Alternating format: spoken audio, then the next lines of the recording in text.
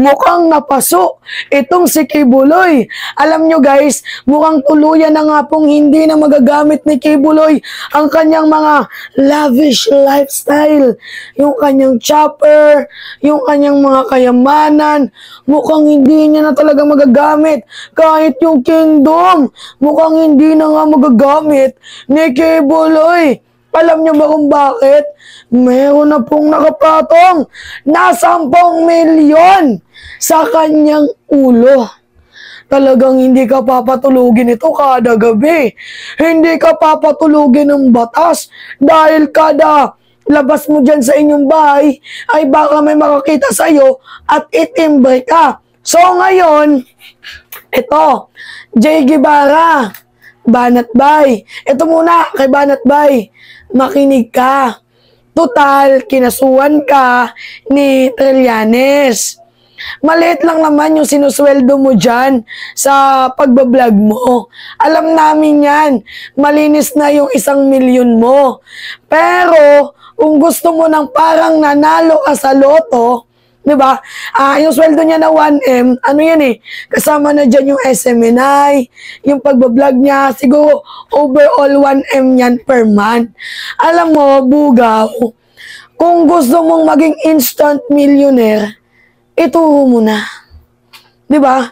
Sayang din yun, pambayad mo yun, pampiyansa mo yun sa kinaso sa'yo ni Trillanes. At ito pa, oo, isa pa. Itong attack dog mo, na si Jay Guevara, di ba? Isiwalat mo na, Jay. Ituro mo na. Kasi total, di ba, scammer ka naman, di ba? Scammer ka naman, hindi ka naman, tawag dito, nagtatrabaho ng marangal, ituro mo na. Diba? Itong si Kibuloy, mabibigyan pa kayo ng tao ng magandang pangalan. No? Uy, itong si Unggoy, si Jay Guevara. Buti pa tong Unggoy na to. Diba? Marunong magsabi ng totoo. Ganon. Gusto mong bumango yung pangalan mo, ituro mo na kung nasaan itong si Kibuloy. At sa mga magko-comment dyan na ano ba yan? Si PBBM, ginagamit ang pera ng taong bayan para huliin itong si Kibuloy. Bakit hindi na lang yung kanyang mga kawani ng gobyerno?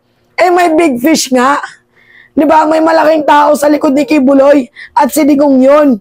Pero, lilinawin natin mga minamahal, hindi po pera ng taong bayan ang ginamit dito, kundi pera po ng mga taong gustong ipahuli, gustong mahuli, gustong mapanagot itong fugitive, itong pugante na to na si Kibuloy. Yan yung sabi ni Benhur Abalos. Pakinggan nyo.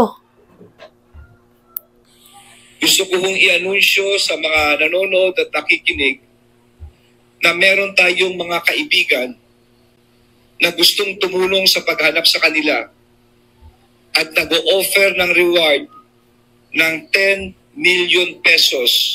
Naku, 10 million. Parang instant millionaire ka na nun, di ba? Di ba mga minamahal? 10 million, instant millionaire ka na kaagad niyan.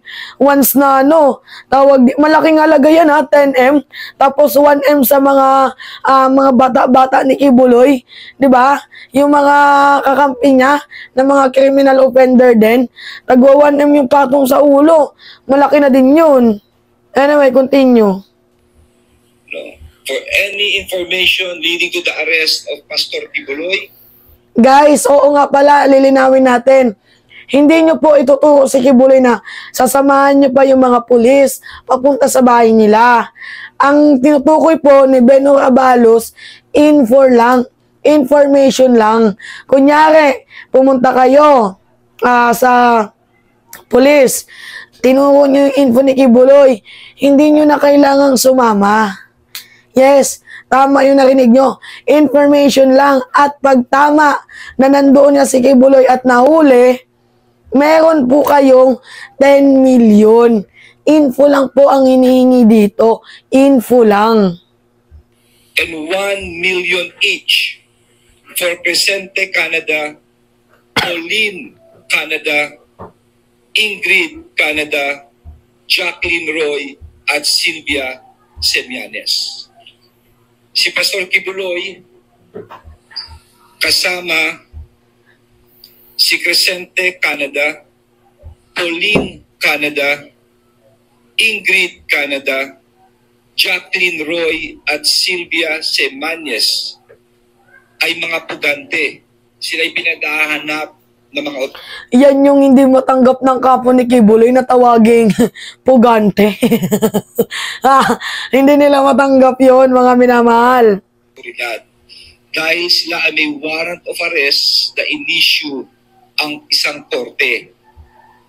Ang kaso nila sa ating mga kababayan ay child abuse, Nako. bata, and exploitation. Nako. Child abuse and exploitation at qualified trafficking. Nako. Ang bigat. Hindi ho biro ang kasong ito, kaya ito'y walang piyansa, ang Nako. sabi ng korte. Non-bailable. Hanggang sa ngayon ay sila'y pinaghahanap ng mga otoridad. Yan. Sa mga gustong maging instant million, ay, oo nga pala, bago natin malimutan. Itong si Arlene Stone, isa din po pala siya sa mga nagbigay ng ng pera para mahuli itong si Kibuloy. So, ito guys, yung 10 million is ambagan po yan ng mga tao na gustong mahuli si Kibuloy. Hindi po ito pera ng taong bayan. Pera po ito ng mga taong may malalaking kasalanan kay Kibuloy. So, wala pong ginamit na pera ng bayan dito.